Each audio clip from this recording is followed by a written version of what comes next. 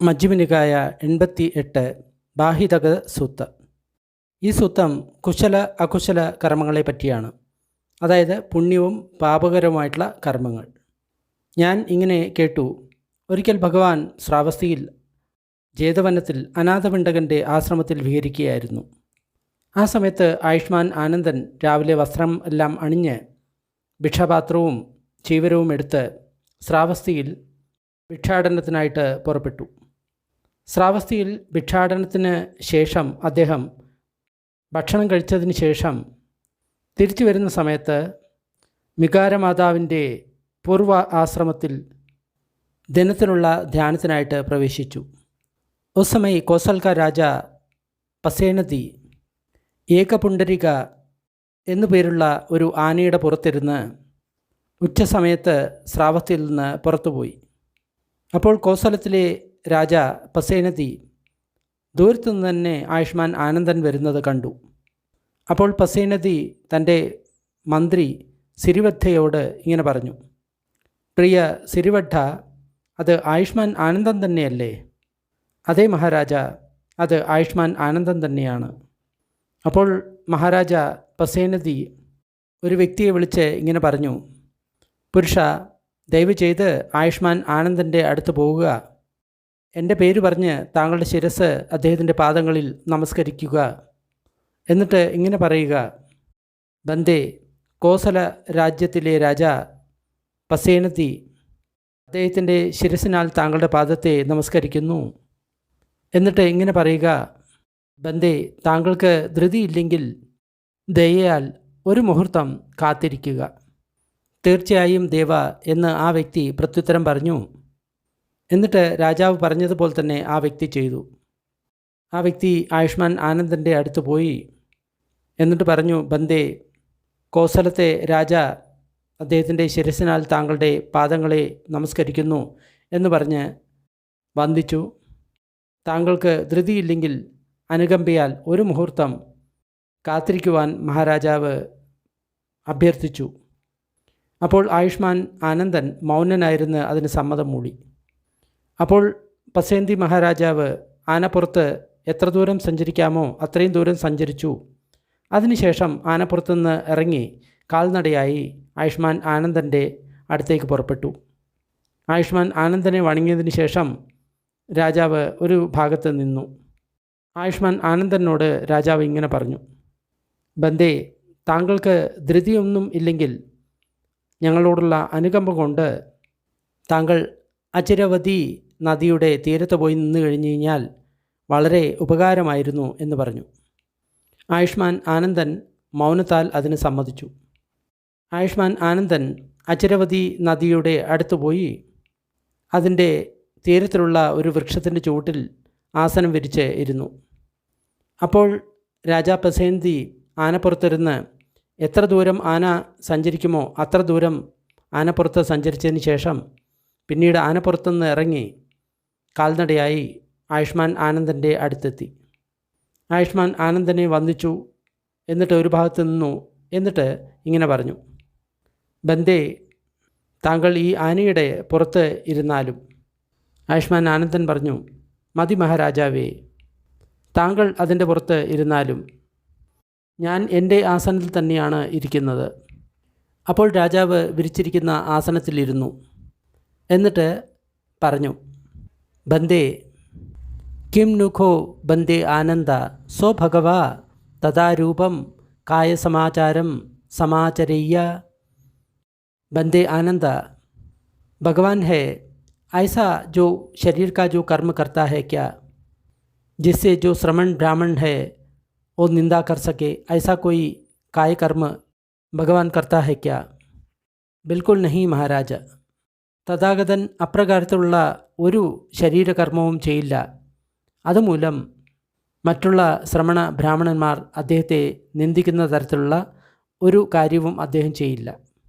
ബന്ദേ ആനന്ദ, ഭഗവാൻ ഏതെങ്കിലും തരത്തിലുള്ള വാണിയുടെ കാര്യം അപ്രകാരം ചെയ്യുമോ അതുമൂലം മറ്റുള്ള ശ്രമണൻ ബ്രാഹ്മണന്മാർ അദ്ദേഹത്തെ നിന്ദിക്കാൻ ഇടവരുത്തുമോ?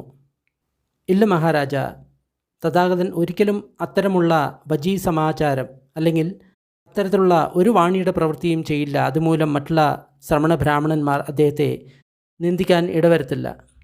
ബന്ദേ, ഭഗവാൻ ഏതെങ്കിലും തരത്തിലുള്ള മനോസമാചാരം, അതായത് അത്തരം പ്രകാരത്തിലുള്ള ഏതെങ്കിലും മനോകർമ്മങ്ങൾ ചെയ്യുമോ, അതുമൂലം മറ്റുള്ള ശ്രമണ ബ്രാഹ്മണന്മാർ അദ്ദേഹത്തെ നിന്ദിക്കാൻ ഇടവരുന്ന തരത്തിൽ ഉള്ള ഏതെങ്കിലും കാര്യം അദ്ദേഹം ചെയ്യുമോ?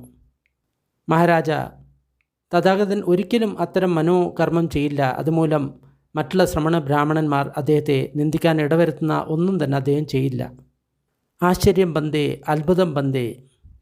ഞാൻ എന്താണ് ചോദിക്കേണ്ടത് അത് പരിപൂർണമായിട്ട് പറയാൻ എനിക്ക് സാധിച്ചില്ല. എന്നാൽ ആയുഷ്മാൻ ആനന്ദൻ്റെ ഉത്തരം പരിപൂർണമായിരുന്നു. ബന്ദേ, യോഗ്യതയില്ലാത്ത മൂഢന്മാർ പരിശോധിക്കാതെ ആലോചിക്കാതെ നിന്ദയോ പ്രശംസയോ ചെയ്യുകയാണെങ്കിൽ അത് അത്ര കാര്യമാക്കേണ്ട കാര്യമില്ല.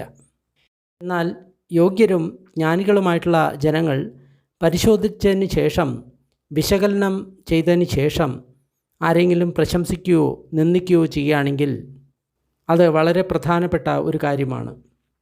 ആയുഷ്മാൻ ആനന്ദ, ഏതൊരു കായകർമ്മം അല്ലെങ്കിൽ ശരീരകർമ്മത്തെയാണ് ജ്ഞാനികളായിട്ടുള്ള ശ്രമണ ബ്രാഹ്മണന്മാർ നിന്ദിക്കുന്നത്? മഹാരാജ, അകുശല കായ സമാചാരം. അകുശലം എന്ന് പറയുമ്പോൾ കുശലമല്ലാത്തത്, പാപം, ആ തരത്തിലുള്ള ശരീരപ്രവൃത്തികൾ, അതിനെയാണ് മറ്റുള്ള ശ്രമണ ബ്രാഹ്മണന്മാർ നിന്ദിക്കുന്നത്. ബന്ദേ, ഈ അകുശലമായിട്ടുള്ള ശരീരകർമ്മങ്ങൾ എന്തൊക്കെയാണ്? മഹാരാജ, നിന്ദനീയമായിട്ടുള്ള ശരീരത്തിൻ്റെ പ്രവൃത്തികൾ. ബന്ദേ, നിന്ദനീയമായിട്ടുള്ള ശരീരത്തിൻ്റെ പ്രവൃത്തികൾ എന്തൊക്കെ ആണ്? സാവജ്ജ കായ സമാചാരോ. മഹാരാജ, കായ സമാചാരോ സബ്യാപജ്ജോ. വ്യാപാദം അല്ലെങ്കിൽ ദ്വേഷമുള്ള ശരീരത്തിൻ്റെ പ്രവൃത്തികൾ, ഹാനിയുണ്ടാക്കുന്ന ശരീരത്തിൻ്റെ പ്രവൃത്തികൾ. ബന്ദേ, ഹാനിയുണ്ടാകുന്ന ശരീരത്തിൻ്റെ പ്രവൃത്തികൾ ഏതെല്ലാമാണ്? മഹാരാജ, കായ സമാചാരോ ദുഃഖ വിഭാഗു. ദുഃഖത്തിൻ്റെ ഫലം പിന്നീട് തരുന്ന ശരീരത്തിൻ്റെ പ്രവൃത്തികൾ. ബന്ദേ, ദുഃഖവിഭാഗം അല്ലെങ്കിൽ ദുഃഖത്തിൻ്റെ ഫലം തരുന്ന ആ ശരീരത്തിൻ്റെ പ്രവൃത്തികൾ ഏതെല്ലാമാണ്? മഹാരാജ, സ്വയം ഹാനിയുണ്ടാക്കുന്ന ശരീരത്തിൻ്റെ കർമ്മങ്ങൾ, മറ്റുള്ളവർക്ക് ഹാനിയുണ്ടാകുന്ന ശരീരത്തിൻ്റെ കർമ്മങ്ങൾ, സ്വയത്തിനും മറ്റുള്ളവർക്കും ഹാനിയുണ്ടാകുന്ന ശരീരകർമ്മങ്ങൾ. അതുമൂലം അകുശലധർമ്മങ്ങൾ വർദ്ധിക്കുകയും കുശലധർമ്മങ്ങൾ കുറയുകയും ചെയ്യുന്നു.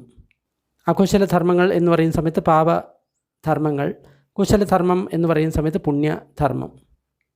അത്തരം ശരീരകർമ്മങ്ങളെയാണ് ജ്ഞാനികളായിട്ടുള്ള ശ്രമണ ബ്രാഹ്മണന്മാർ നിന്ദിക്കുന്നത്. ബന്ദേ, ഏത് തരത്തിലുള്ള വജീകർമ്മങ്ങളെയാണ് അല്ലെങ്കിൽ വാണിയുടെ കർമ്മങ്ങളെയാണ് പ്രജ്ഞാവാന്മാരായിട്ടുള്ള ശ്രമണ ബ്രാഹ്മണന്മാർ നിന്ദിക്കുന്നത്? മഹാരാജ, അകുശല വജീ സമാചാരം. അകുശലങ്ങളായിട്ടുള്ള വാണിയുടെ പ്രവൃത്തികൾ. ബന്ദേ, അകുശലങ്ങളായിട്ടുള്ള വാണിയുടെ പ്രവൃത്തികൾ എന്തൊക്കെയാണ്? മഹാരാജ, നിന്ദനീയമായിട്ടുള്ള വാണിയുടെ പ്രവൃത്തികൾ. ബന്ദേ, നിന്ദനീയമായിട്ടുള്ള വാണിയുടെ പ്രവൃത്തികൾ എന്തെല്ലാമാണ്? മഹാരാജ, ദേഷമുള്ള ദ്രോഹിക്കുന്ന വാണിയുടെ കർമ്മങ്ങൾ. ബന്ദേ, ദ്രോഹിക്കുന്ന ആ വാണിയുടെ കർമ്മങ്ങൾ എന്തെല്ലാമാണ്? മഹാരാജ, ആ വാണിയുടെ കർമ്മങ്ങൾ ദുഃഖം ഫലം തരുന്നതാണ്. ദുഃഖവിഭാഗോ, അതായത് പിന്നീട് അത് ദുഃഖത്തിൻ്റെ ഫലം തരുന്നതാണ്. ബന്ദേ, ദുഃഖത്തിന് ഫലം തരുന്ന ആ വാണിയുടെ കർമ്മങ്ങൾ ഏതൊക്കെ ആണ്? മഹാരാജ, നമ്മളെ തന്നെ ദ്രോഹിക്കുന്ന വാണിയുടെ കർമ്മങ്ങൾ, മറ്റുള്ളവർക്ക് ദ്രോഹമുണ്ടാക്കുന്ന വാണിയുടെ കർമ്മങ്ങൾ, സ്വയത്തിനും മറ്റുള്ളവർക്കും ദ്രോഹമുണ്ടാക്കുന്ന വാണിയുടെ കർമ്മങ്ങൾ, ഇതാണ് പിന്നീട് ദുഃഖം തരുന്നത്. ഇതുമൂലം അകുശലധർമ്മങ്ങൾ വർദ്ധിക്കുന്നു, കുശലധർമ്മങ്ങൾ കമ്മിയാകുന്നു. അതായത് പാപകർമ്മങ്ങൾ വർദ്ധിക്കുന്നു, പുണ്യകർമ്മങ്ങൾ കമ്മിയാകുന്നു. ഇത്തരത്തിലുള്ള വാണിയുടെ കർമ്മങ്ങളെയാണ് വിജ്ഞാനികളായിട്ടുള്ള ശ്രമണ ബ്രാഹ്മണന്മാർ നിന്ദിക്കുന്നത്. ബന്ദേ, ഏത് തരത്തിലുള്ള മനോകർമ്മങ്ങളെയാണ് ജ്ഞാനികളായിട്ടുള്ള ശ്രമണ ബ്രാഹ്മണന്മാർ നിന്ദിക്കുന്നത്? മഹാരാജ, അകുശലങ്ങളായിട്ടുള്ള മനോസമാചാരം, അതായത് അകുശലങ്ങളായിട്ടുള്ള മനസ്സിൻ്റെ പ്രവൃത്തികൾ. ബന്ദേ, അകുശലങ്ങളായിട്ടുള്ള മനസ്സിൻ്റെ പ്രവൃത്തികൾ ഏതൊക്കെയാണ്? മഹാരാജ, നിന്ദനീയമായിട്ടുള്ള മനസ്സിൻ്റെ പ്രവൃത്തികൾ. ബന്ദേ, നിന്ദനീയമായിട്ടുള്ള ആ മനസ്സിൻ്റെ പ്രവൃത്തികൾ ഏതൊക്കെയാണ്? മഹാരാജ, ദ്വേഷമുള്ള ഹാനിയുണ്ടാക്കുന്ന മനസ്സിൻ്റെ കർമ്മങ്ങൾ. ബന്ദേ, ദ്വേഷമുണ്ടാക്കുന്ന ആ മനസ്സിൻ്റെ കർമ്മങ്ങൾ എന്തൊക്കെയാണ്? മഹാരാജ, ദുഃഖത്തിൻ്റെ ഫലം തരുന്ന മനസ്സിൻ്റെ കർമ്മങ്ങൾ. ബന്ദേ, ദുഃഖത്തിൻ്റെ ഫലം തരുന്ന ആ മനസ്സിൻ്റെ കർമ്മങ്ങൾ എന്തൊക്കെയാണ്? മഹാരാജ, സ്വയം ഹാനിയുണ്ടാക്കുന്ന മനസ്സിൻ്റെ കർമ്മങ്ങൾ, മറ്റുള്ളവർക്ക് ഹാനിയുണ്ടാക്കുന്ന മനസ്സിൻ്റെ കർമ്മങ്ങൾ, സ്വയത്തിനും മറ്റുള്ളവർക്കും ഹാനിയുണ്ടാക്കുന്ന മനസ്സിൻ്റെ ധർമ്മങ്ങൾ. അതുമൂലം അകുശലധർമ്മങ്ങൾ അല്ലെങ്കിൽ പാപധർമ്മങ്ങൾ വർദ്ധിക്കുന്നു, കുശലധർമ്മങ്ങൾ അല്ലെങ്കിൽ പുണ്യധർമ്മങ്ങൾ കുറയുന്നു. മഹാരാജ, അത്തരത്തിലുള്ള മനസ്സിൻ്റെ കർമ്മങ്ങളെയാണ് ജ്ഞാനികളായിട്ടുള്ള ശ്രമണ ബ്രാഹ്മണന്മാർ നിന്ദിക്കുന്നത്. ബന്ദേ, ഭഗവാൻ ഈ തരത്തിലുള്ള എല്ലാ തരം അകുശലധർമ്മങ്ങളെയും ഉപേക്ഷിക്കാൻ പറയുന്നുണ്ടോ? മഹാരാജ, തഥാഗതൻ ഈ അകുശലധർമ്മങ്ങളെയെല്ലാം ഉപേക്ഷിച്ചിട്ടുണ്ട്, കുശലധർമ്മങ്ങളെ എല്ലാം സമ്പാദിച്ചിട്ടുണ്ട്. ബന്ദേ, ഏത് തരത്തിലുള്ള ശരീര കർമ്മത്തെയാണ് വിജ്ഞാനികളായിട്ടുള്ള ശ്രമണ ബ്രാഹ്മണന്മാർ നിന്ദിക്കാത്തത്? കുശലങ്ങളായിട്ടുള്ള ശരീരത്തിൻ്റെ കർമ്മങ്ങൾ. ബന്ദേ, കുശലമായിട്ടുള്ള ശരീരത്തിൻ്റെ കർമ്മങ്ങൾ എന്തൊക്കെയാണ്? മഹാരാജ, നിന്ദനീയമല്ലാത്ത ശരീരത്തിൻ്റെ കർമ്മങ്ങൾ. ബന്ദേ, നിന്ദനീയമല്ലാത്ത ശരീരത്തിൻ്റെ കർമ്മങ്ങൾ ഏതൊക്കെയാണ്? ദ്വേഷമില്ലാത്ത ശരീരത്തിൻ്റെ കർമ്മങ്ങൾ. ദ്വേഷമില്ലാത്ത ശരീരത്തിൻ്റെ കർമ്മങ്ങൾ എന്തൊക്കെയാണ്? മഹാരാജ, സുഖവിഭാഗം, അതായത് സുഖം തരുന്ന ശരീരത്തിൻ്റെ കർമ്മങ്ങൾ. ബന്ദേ, സുഖം തരുന്ന ആ ശരീരത്തിൻ്റെ കർമ്മങ്ങൾ ഏതൊക്കെയാണ്? മഹാരാജ, സുഖം തരുന്ന ആ ശരീര കർമ്മങ്ങൾ താങ്കൾക്കും സന്തോഷം തരുന്നു, മറ്റുള്ളവർക്കും സന്തോഷം തരുന്നു, താങ്കൾക്കും മറ്റുള്ളവർക്കും സന്തോഷം തരുന്നു. അതുമൂലം അകുശലധർമ്മങ്ങൾ കുറയുന്നു, കുശലധർമ്മങ്ങൾ വർദ്ധിക്കുന്നു. ഇത്തരത്തിലുള്ള കായകർമ്മങ്ങളെയാണ് ജ്ഞാനികളായിട്ടുള്ള ശ്രമണ ബ്രാഹ്മണന്മാർ നിന്ദിക്കാത്തത്. ബന്ദേ, ഏത് തരത്തിലുള്ള വാണിയുടെ കർമ്മങ്ങളെയാണ് പ്രജ്ഞയുള്ള ശ്രമണ ബ്രാഹ്മണന്മാർ നിന്ദിക്കാത്തത്? മഹാരാജ, കുശല വാണിയുടെ കർമ്മങ്ങൾ. ബന്ദേ, കുശല വാണിയുടെ കർമ്മങ്ങൾ എന്തൊക്കെയാണ്? മഹാരാജ, നിന്ദനീയമല്ലാത്ത വാണിയുടെ കർമ്മങ്ങൾ. ബന്ദേ, നിന്ദനീയം അല്ലാത്ത വാണിയുടെ കർമ്മങ്ങൾ എന്തൊക്കെയാണ്? ദ്വേഷം ഇല്ലാത്ത വാണിയുടെ കർമ്മങ്ങൾ, അതായത് സന്തോഷമുണ്ടാക്കുന്ന വാണിയുടെ കർമ്മങ്ങൾ. ദ്വേഷമില്ലാത്ത വാണിയുടെ കർമ്മങ്ങൾ എന്തൊക്കെയാണ്? മഹാരാജ, സുഖത്തിൻ്റെ ഫലം തരുന്ന വാണിയുടെ കർമ്മങ്ങൾ. ബന്ദേ, ആ സുഖവിഭാഗം അല്ലെങ്കിൽ സുഖത്തിൻ്റെ ഫലം തരുന്ന ആ വാണിയുടെ കർമ്മങ്ങൾ എന്തൊക്കെയാണ്? വാണിയുടെ കർമ്മങ്ങൾ അത് സ്വയം നമ്മൾക്കും സന്തോഷമുണ്ടാക്കുന്നു, മറ്റുള്ളവർക്കും സന്തോഷമുണ്ടാക്കുന്നു, നമുക്കും മറ്റുള്ളവർക്കും ഒരുപോലെ സന്തോഷമുണ്ടാക്കുന്നു. അതുമൂലം അകുശലധർമ്മങ്ങൾ കുറയുന്നു, കുശലധർമ്മങ്ങൾ വർദ്ധിക്കുന്നു. ആ തരത്തിലുള്ള വാണിയുടെ കർമ്മങ്ങളെയാണ് ജ്ഞാനികളായിട്ടുള്ള ശ്രമണ ബ്രാഹ്മണന്മാർ നിന്ദിക്കാത്തത്. ബന്ദേ, ഏത് തരത്തിലുള്ള മനോകർമ്മങ്ങളെയാണ് ജ്ഞാനികളായിട്ടുള്ള ശ്രമണ ബ്രാഹ്മണന്മാർ നിന്ദിക്കാത്തത്? മഹാരാജ, കുശലങ്ങളായിട്ടുള്ള മനോസമാചാരം, മനോകർമ്മങ്ങൾ. ബന്ദേ, കുശലങ്ങളായിട്ടുള്ള മനോകർമ്മങ്ങൾ എന്തൊക്കെയാണ്? മഹാരാജ, നിന്ദനീയം അല്ലാത്ത മനോസമാചാരം. ബന്ദേ, നിന്ദനീയമല്ലാത്ത ആ മനോകർമ്മങ്ങൾ എന്തൊക്കെയാണ്? മഹാരാജ, ദ്വേഷമില്ലാത്ത മനസ്സിൻ്റെ കർമ്മങ്ങൾ. ദ്വേഷം ഇല്ലാത്ത മനസ്സിൻ്റെ കർമ്മങ്ങൾ എന്തൊക്കെയാണ്? മഹാരാജ, സുഖം തരുന്ന മനസ്സിൻ്റെ കർമ്മങ്ങൾ. ബന്ദേ, സുഖം തരുന്ന മനസ്സിൻ്റെ കർമ്മങ്ങൾ എന്തൊക്കെയാണ്? മഹാരാജ, സ്വയം സന്തോഷമുണ്ടാക്കുന്ന മനോകർമ്മങ്ങൾ, മറ്റുള്ളവർക്ക് സന്തോഷം ഉണ്ടാക്കുന്ന മനോകർമ്മങ്ങൾ, സ്വയത്തിനും മറ്റുള്ളവർക്കും ഒരുപോലെ സന്തോഷമുണ്ടാക്കുന്ന മനോകർമ്മങ്ങൾ. അതുമൂലം അകുശലധർമ്മങ്ങൾ കുറയുന്നു, കുശലധർമ്മങ്ങൾ വർദ്ധിക്കുന്നു. മഹാരാജ, അത്തരം മനോധർമ്മങ്ങളെയാണ് ജ്ഞാനികളായിട്ടുള്ള ശ്രമണ ബ്രാഹ്മണന്മാർ നിന്ദിക്കാത്തത്. ബന്ദേ, ഭഗവാൻ ഈ എല്ലാ കുശലധർമ്മങ്ങളെയും സമ്പാദിക്കാൻ പറയുന്നുണ്ടോ? മഹാരാജ, ഭഗവാൻ എല്ലാ തരത്തിലുള്ള അകുശലധർമ്മങ്ങളെയും ഉപേക്ഷിച്ചിട്ടുണ്ട്, കുശലധർമ്മങ്ങളെ സമ്പാദിച്ചിട്ടുണ്ട്. ആശ്ചര്യം ബന്ദേ, അത്ഭുതം ബന്ദേ. വളരെ നല്ല രീതിയിൽ തന്നെയാണ് ആയുഷ്മാൻ ആനന്ദൻ ഇത് വിവരിച്ചു തന്നത്. താങ്കൾ നല്ലപോലെ വിവരിച്ചു തന്ന ഈ കാര്യത്തിൽ ഞാൻ സന്തുഷ്ടനാണ്, സംതൃപ്തനാണ്. ഇത്രയധികം സന്തുഷ്ടനാണ്. താങ്കൾക്ക് ഒരു ശ്രേഷ്ഠനായിട്ടുള്ള ഒരു ആന യോജിച്ചതാണെങ്കിൽ ഞാൻ ആ ആനയെ തരുമായിരുന്നു. അതായത് ഹാത്തി രത്നം എന്നാണ് പറയുക. അതായത് രാജാവിൻ്റെ ഏറ്റവും വിശിഷ്ടമായിട്ടുള്ള ആന. ബന്ദേ, ഒരു അശ്വരത്നം താങ്കൾക്ക് യോജിച്ചതാണെങ്കിൽ ഞാൻ ഒരു അശ്വരത്നത്തെ തരുമായിരുന്നു. അതായത് ഏറ്റവും നല്ല കുതിര. ഒരു നല്ല ഗ്രാമം താങ്കൾക്ക് തരണമായിരുന്നു എങ്കിൽ ആ നല്ല ഗ്രാമം ഞാൻ തരുമായിരുന്നു. എന്നാൽ ബന്ദേ, എനിക്കറിയാം ഇതൊന്നും താങ്കൾക്ക് യോജിച്ചതല്ല. ബന്ദേ, ഇത് ഇറക്കുമതി ചെയ്ത വസ്ത്രമാണ്. വിദേഹ രാജ്യത്തെ രാജ്ഞിയുടെ പുത്രനായിട്ടുള്ള മഗധ രാജാവായ അജാതശത്രുവാണ് ഇത് എനിക്ക് സമ്മാനിച്ചത്. ഇതിൻ്റെ നീളം 16, വീതി 8 അനുകമ്പയാൽ ആയുഷ്മാൻ ആനന്ദൻ ഇതിനെ സ്വീകരിച്ചാലും. മതി മഹാരാജാവേ, എൻ്റെ 3 വസ്ത്രങ്ങളും പരിപൂർണമാണ്. അതായത് ഒരു ഭിക്ഷുവിന് 3 വസ്ത്രങ്ങൾ മാത്രമാണ് അനുവദിച്ചിട്ടുള്ളത്. അത് 3 എനിക്ക് ഉണ്ട് എന്നാണ് ആയുഷ്മാൻ ആനന്ദൻ പറഞ്ഞിട്ടുള്ളത്. ബന്ദേ, ഞാനും താങ്കളും ഈ അചിരവതി നദിയെ കണ്ടിട്ടുണ്ട്. മലമുകളിൽ മഴ പെയ്യുന്ന സമയത്ത് ഈ നദി കരകവിയുന്നതാണ്. ആയുഷ്മാൻ ആനന്ദൻ ഈ ഇറക്കുമതി ചെയ്ത വസ്ത്രം കൊണ്ട് 3 വസ്ത്രങ്ങൾ ഉണ്ടാക്കാവുന്നതാണ്. താങ്കളുടെ പഴയ വസ്ത്രങ്ങൾ താങ്കളുടെ സബ്രഹ്മചാരികൾക്ക് കൊടുക്കാവുന്നതാണ്. അതുമൂലം എൻ്റെ ദാനം എനിക്ക് ഒരുപാട് ഗുണത്തെ തരും. ദാനത്തിൻ്റെ ഫലം കരകവിഞ്ഞൊഴുകും എന്നാണ് എനിക്ക് തോന്നുന്നത്. ആയുഷ്മാൻ ആനന്ദൻ ദയവ് ചെയ്ത് ഈ ഇറക്കുമതി ചെയ്ത വസ്ത്രത്തെ സ്വീകരിച്ചാലും. അപ്പോൾ ആയുഷ്മാൻ ആനന്ദൻ ആ വസ്ത്രത്തെ സ്വീകരിച്ചു. അപ്പോൾ രാജാ പസേനതി അദ്ദേഹത്തോട് ഇങ്ങനെ പറഞ്ഞു, ബന്ദേ, എനിക്കിപ്പോൾ പോകേണ്ടതുണ്ട്.